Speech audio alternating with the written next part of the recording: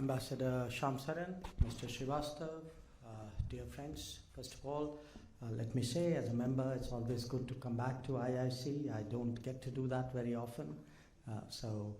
Quite apart from the chance to talk to you, as I said, it's always good to be back. The Modi government completed 9 years in office at the end of May.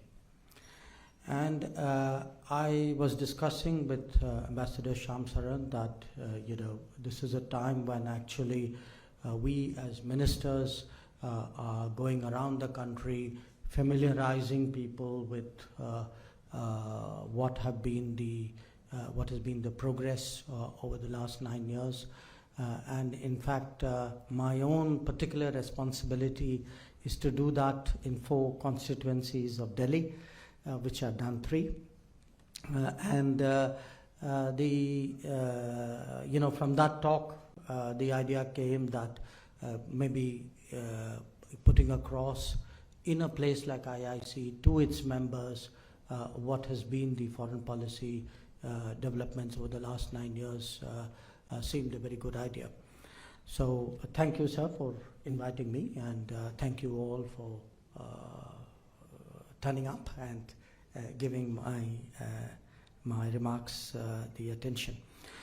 What I thought was, in terms of achievements, I tried, since it was 9 years, to think of 9 big things which had happened. So let me start really by listing out and explaining really what I feel are the 9 big achievements of the last 9 years. The first achievement, I think, has been our ability to play effectively on the global stage, and on the global stage with the big powers. Now, at best of times, that's a challenging task, but do bear in mind that in these 9 years, we've had 2.5 years of COVID. We've had about 1.5 years of a conflict in Ukraine. We've had a whole host of economic challenges for a variety of reasons. So even otherwise, playing on the big stage, on the global stage, would have been quite a formidable challenge. I think to do it with all these factors in mind, I think was particularly complicated.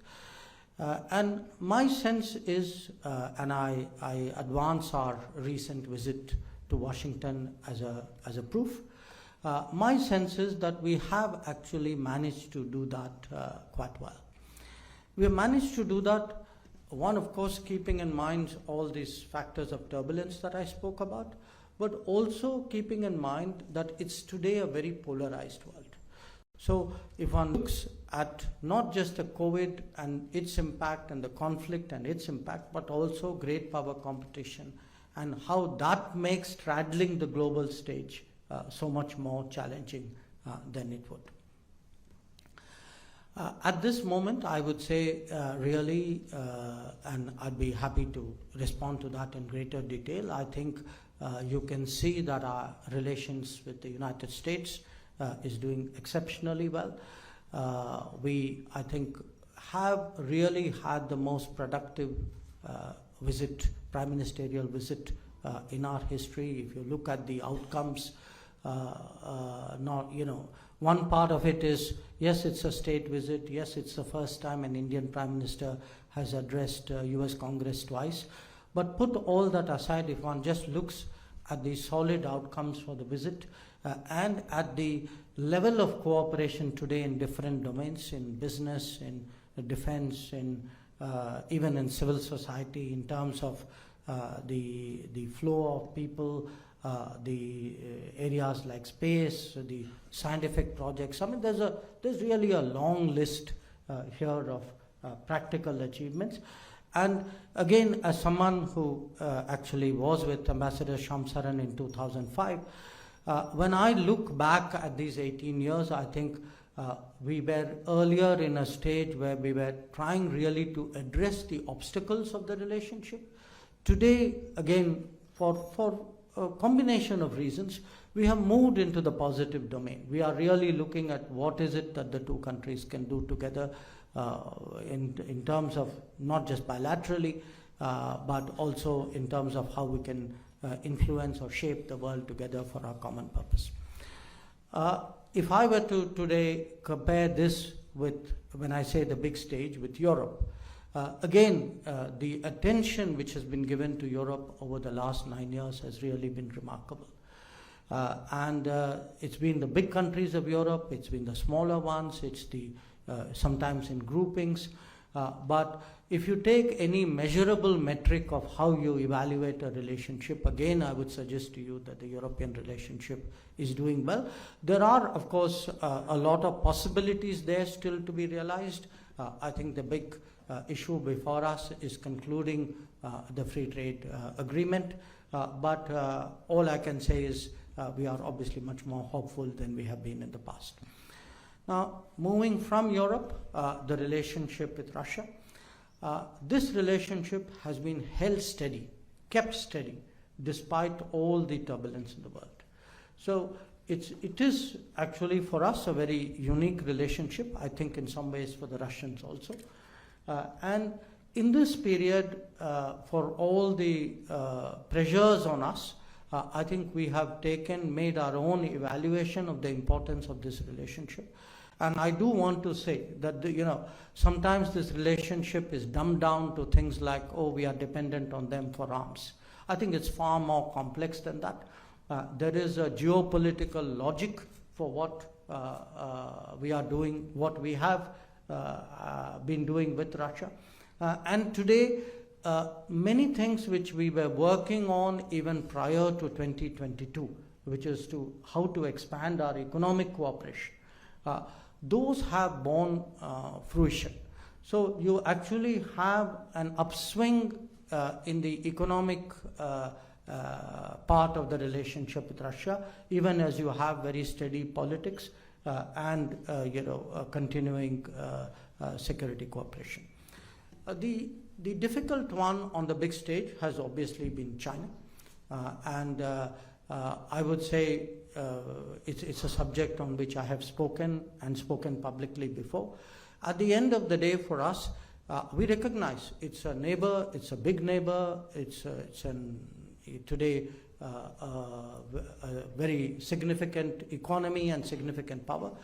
But at the end of the day, any relationship has to be based on a high degree of mutuality.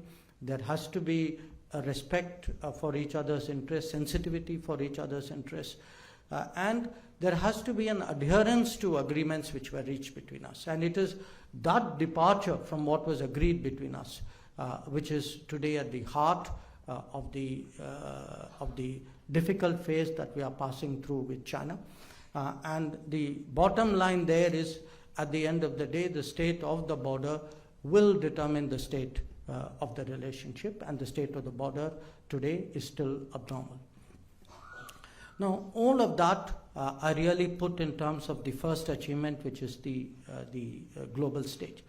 But there are three factors at the global level which I think you should all keep in mind as well. One, that we are not just playing politics at the global level.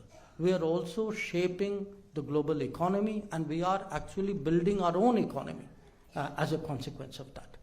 And that building of the Indian economy today has to factor in the opportunities that arise from competitive geopolitics. That if you look at global companies today, a lot of global companies are making choices which are through a geopolitical lens, and that today gives us possibilities which may not have existed earlier. The second is that particularly after COVID, there is a search in the world for more reliable supply chains, more resilient supply chains, more redundant supply chains. There is discomfort with relying on a single geography, what you call economic over-concentration. And here too, there are opportunities. And in the digital domain, there is a growing concern about transparency and trust. So where your data lives, where your data is harvested, where your data is processed, all of these matter. So if you look at the digital world, at the supply chain world, at the larger investment patterns which are today being influenced by geopolitics. That too is part of the big stage, and some of that I think you could see as an influence over the outcomes which we got during the Prime Minister's visit. Now, and of course, from our side, we made it significantly better for ourselves by improving the business climate in this country, by building the infrastructure, etc. But that's something I will talk about later. The second change is in regard to the neighborhood.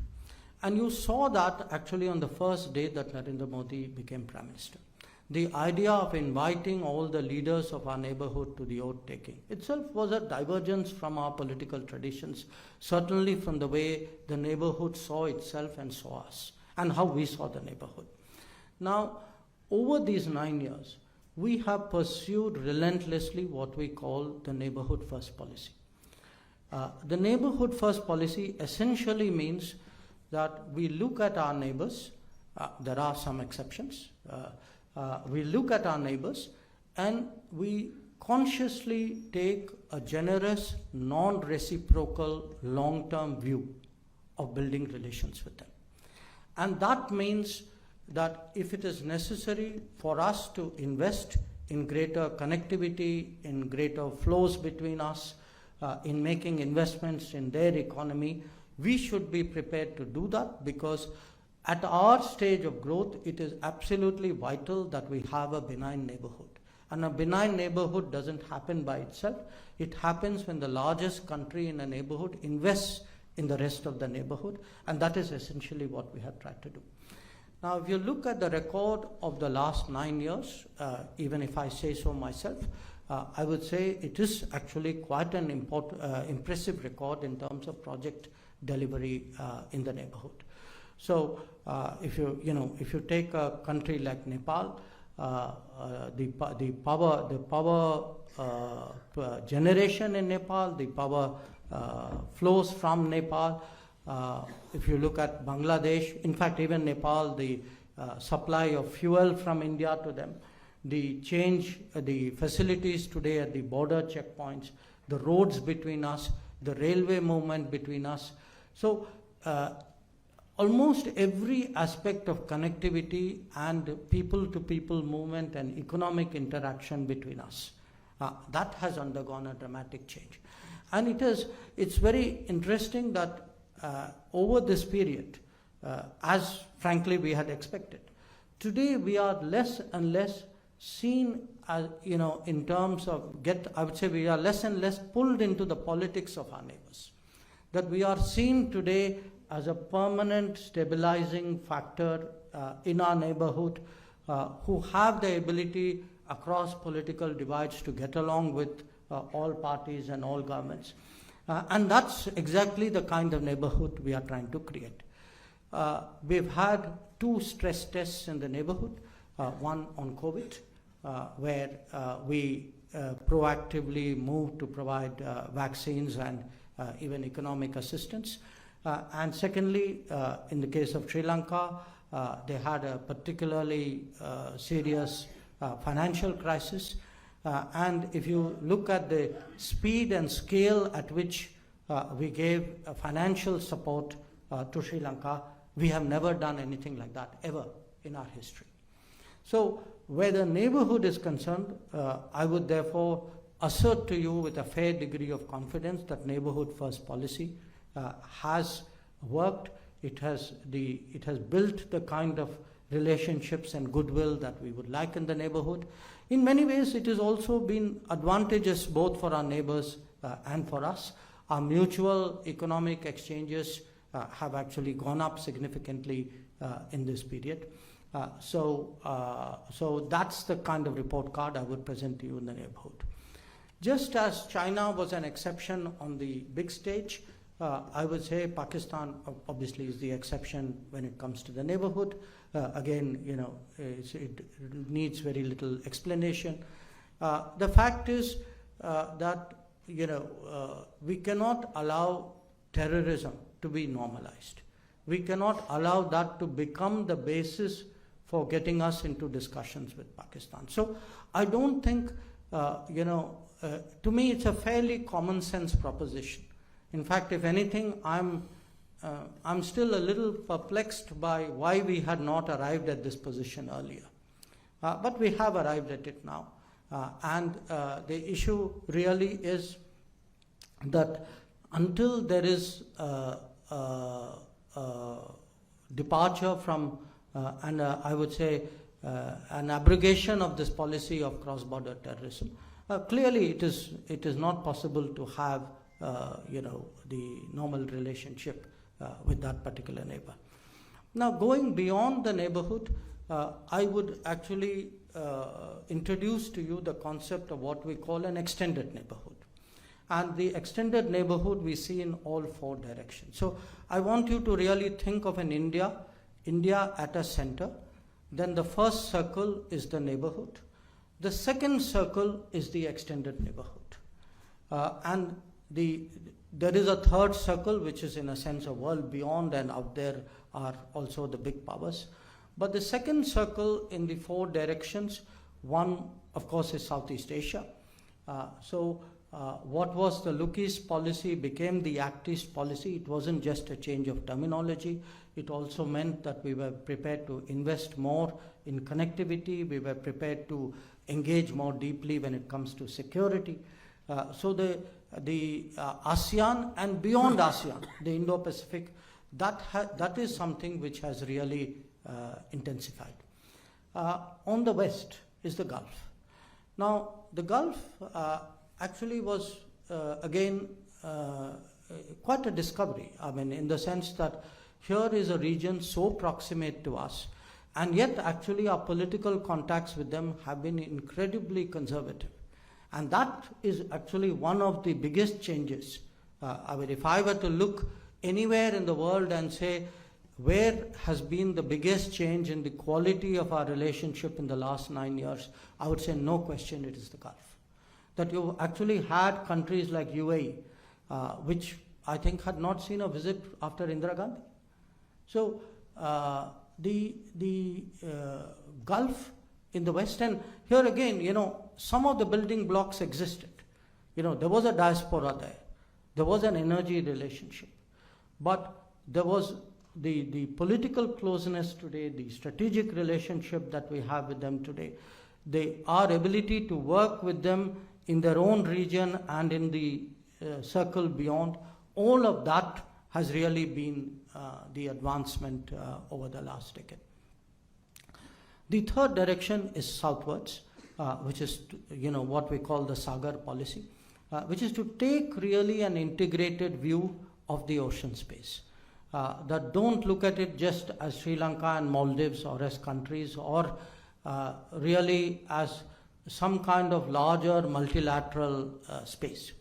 So we have tried from, I would say, Madagascar till the Philippines to try to envisage them really as an integrated theater with an integrated policy, and to treat it as a neighborhood. Because in diplomacy, I mean, when we use the word extended neighborhood, there were two reasons for it. One, if you look at historical India, this was our neighborhood. Now, after 1947, we ceased to think of it as our neighborhood. So in one way, you could say we were reclaiming history. But there was the other part of it. In our own system, if you tell people it is the neighborhood, they attach a certain primacy to it. They give it an attention and resources, which they would not if they didn't have that same concept. And the fourth is, of course, northwards towards Central Asia. That is the most recent of the four that we are trying to deal with in an integrated fashion. And here too, when I talk of neighborhoods, our group interaction, our bilateral interaction, at different levels, the Prime Minister, the Foreign Minister, the Defense Minister, the Trade Minister. So everybody is wired into their counterparts, and the entire system, in a sense, is working these neighborhoods. Now, I'll move to the space beyond, which is the fourth point I would make, which is, our activities and our footprint in Africa has expanded enormously in this period. Out of the 25 odd embassies we have opened in the last 9 years. 18 of them are in Africa. In fact, we are today one of the countries with the largest diplomatic footprint in Africa. And we have an enormous number of development projects, which I will also mention later on. Often when we thought of the world beyond our immediate periphery, we thought of Africa. Today, we are, as the 5th largest economy, as the most populous country, as a country with growing capabilities, we have started preparing really for what would await us a quarter century from now. So what we are doing is not meant for this term or for the next term or even for this decade. We are trying to think 25 years from now, what Prime Minister calls Amrit Kal, and ask ourselves, where are we likely to be in 2047 and what should we be doing now to prepare for it? And certainly in terms of foreign policy, what we need to prepare there is the basis for a global footprint. And a global footprint means being present in Latin America, being present in the Caribbean, being present in Central America, engaging with the Pacific Islands, doing something in Mongolia, going to Norway. So how do you actually, set up shop, make yourself visible, do things so that the rest of the world engages with you? That has been actually the sort of the bigger strategy towards the rest of the world. And that is why, if I were to now try to help you connect the dots, that is why you see Prime Minister going to Papua New Guinea for a Pacific Island Summit, or which is why one of our biggest development projects is actually a refinery in Mongolia, or why, as I said, we opened so many African embassies. Or if you look today at our trade with Latin America, it is close to $50 billion a year. And in this, it's not just the government. We are also, we see business moving. We see, different aspects, different, I even see academics, I see professionals. So there's a kind of a spreading out of India that we are encouraging, we are facilitating, we are guiding. And we hope that in due course becomes really the foundation for a global footprint. The 5th point I would make is security. Now, security, there's the obvious security. You would, when I say security over the last 9 years, you would say, okay, he will start with Uri and Balakot. Yes, I will. But I move on. Yes, again, our response to China on the northern borders has been one of our major, I would say, achievements in a way, because if you look at the scale of the response and the very daunting conditions in which it was undertaken, and I can see the chief of the era who did that sitting right in front of me. Definitely an Uri, a Balakot, the deployment on the northern borders, these have been big security achievements of the last 9 years. But the important thing is to have today a broad sense of security. Security is no longer military or counterterrorism or physically securing yourself. Security is also economic security, it's technological security, it is health security. So how do we actually take a larger sense of security and devise the policies accordingly and build it into foreign policy? So again, I go back to this Washington visit. If you look at many of the outcomes, when a Micron comes in or a Lam Research comes in or Applied Materials comes in, these people are coming here to really to add to our semiconductor production environment. Today, production of semiconductors is absolutely essential to our national security. So how do you broaden out the definition and then how do you implement it on the ground? That, I would say, has been our 5th achievement. The 6th one is in the sphere of global issues. And global issues in the sense there are international challenges and it could be climate. So you have something like Solar Alliance. It was the COVID. We did the vaccine Maitri where we gave vaccines to almost 100 countries. It could be disaster, since that is happening at greater frequency, where we have led an initiative called CDRI. It could be even food security. Today, we are seen in the world as the propagators of millet production. And millet production offers possibilities for food security, which are actually truly significant. And when disaster strikes, we are increasingly capable and deploying as a first responder. Now we did much of that initially in our immediate neighborhood, but if you saw the earthquake in Turkey, we were among the early countries to go in there, and what we did there was really quite impressive. So that too is part of what has changed in the last 9 years. The next point is, of course, our people abroad. And our people abroad, because we have more and more Indians abroad and people of Indian origin abroad. It could be, the diaspora in terms of people who have settled there. It could be students. There are today 1 million Indians who study abroad. It could be seafarers and crew members. You'd be amazed how many hundreds of thousands of them today work abroad. So how do you secure Indians abroad? This is today, I would say, a very important objective of Indian foreign policy, much more than it has been, partly because there are many more Indians abroad, but partly I think also because you have a government and a prime minister for whom these people are very high in his consciousness. So, when you think back of a Madison Square Garden event, or if you look at any other recent visit, when Prime Minister goes out there to communicate with the Indian community and people of Indian origin, this is not just a feel-good exercise. There is an underlying message. The underlying message is that we are there for you, and we are there for you in very, very practical ways. And in the last 9 years, we've actually had to demonstrate that repeatedly. We demonstrated it recently in Sudan, in Operation Kaveri, or in Ukraine, in Operation Ganga. In fact, if you look at the last 9 years, almost every year, we've had one or the other occasion to do some significant operation abroad.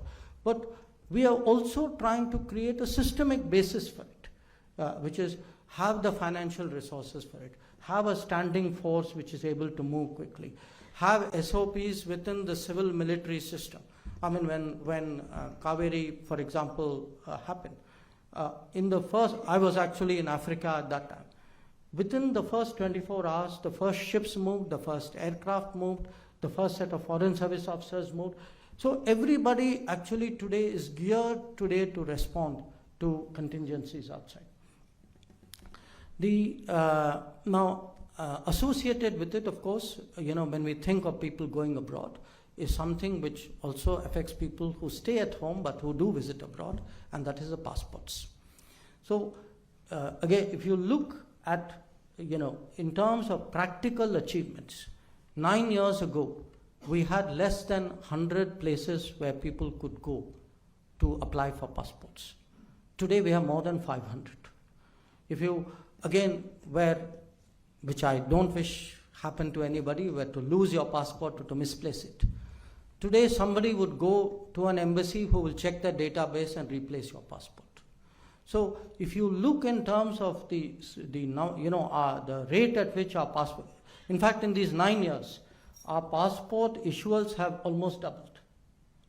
So, and that's part of the reason why you have more Indians going abroad, because we approach the world today as a global workplace.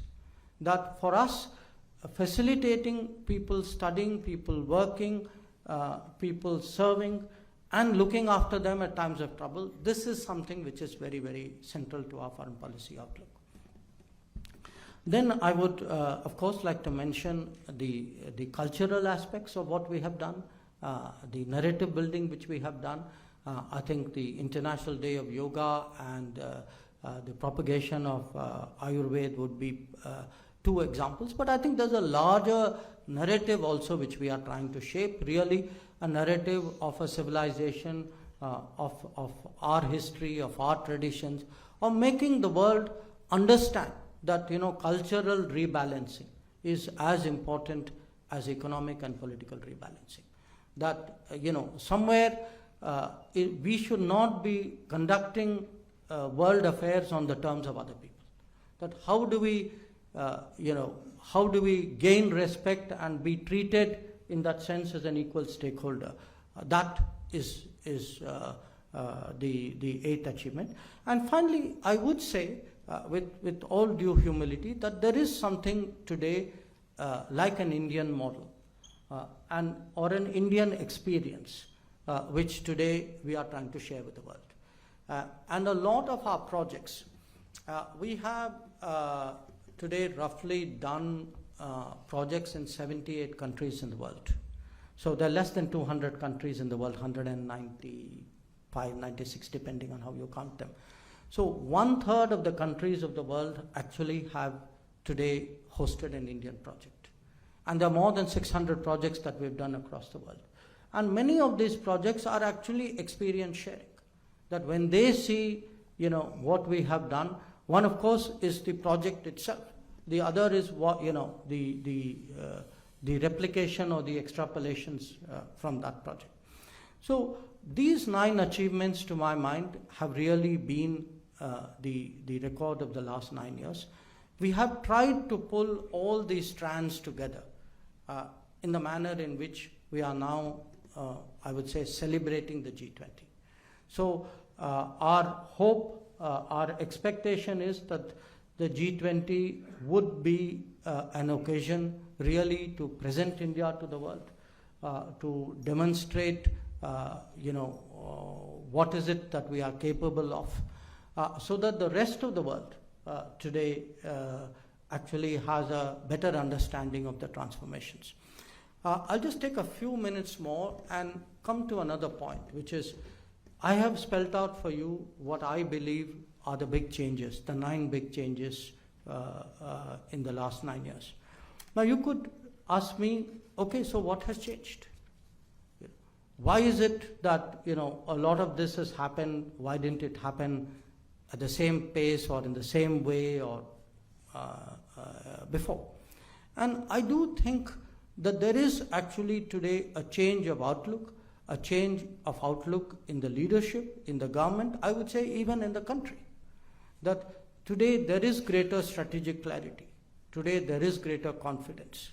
We are far more contemporary people. We look at the world and we judge what is, we are not looking at yesterday's issues alone. I mean, I think today we are increasingly, if you look at the debates in India and the focus even of government policies, I gave, the semiconductor as an example, that we are today, our agenda itself is much more updated. I also feel that we have been able to harmonize our nationalism with our internationalism very well. That there's no question that this is a much more nationalistic government, and we are proud of it. But there's no question it's also a more internationalistic government. That if you, as I travel out in the world, for me, nothing has generated greater goodwill than what we did during COVID. The vaccine Maitri. I mean, there are people who literally, who become emotional talking about it. So the fact that we could be nationalistic and internationalist at the same time, contemporary and yet proud of our traditions and our history at the same time, that we have had strategic clarity and the confidence to act on it. I think the fact that we are today, in a sense, very, I would say, people-centric in a way, that we respond to the needs of society, the popular needs of society, I think that has helped. But most of all, I think today people do see us as a source of ideas, as a shaper of debates, and they see what I would honestly say is a more authentic India. That, when they look at somebody like Narendra Modi, to them, this man actually speaks for India. He exudes India in many ways. And I think that has had a big impact as well on the international community. So these were some of the thoughts which I thought I would share with you, and I'd be very happy to listen to any comments or respond to any questions. Thank you very much.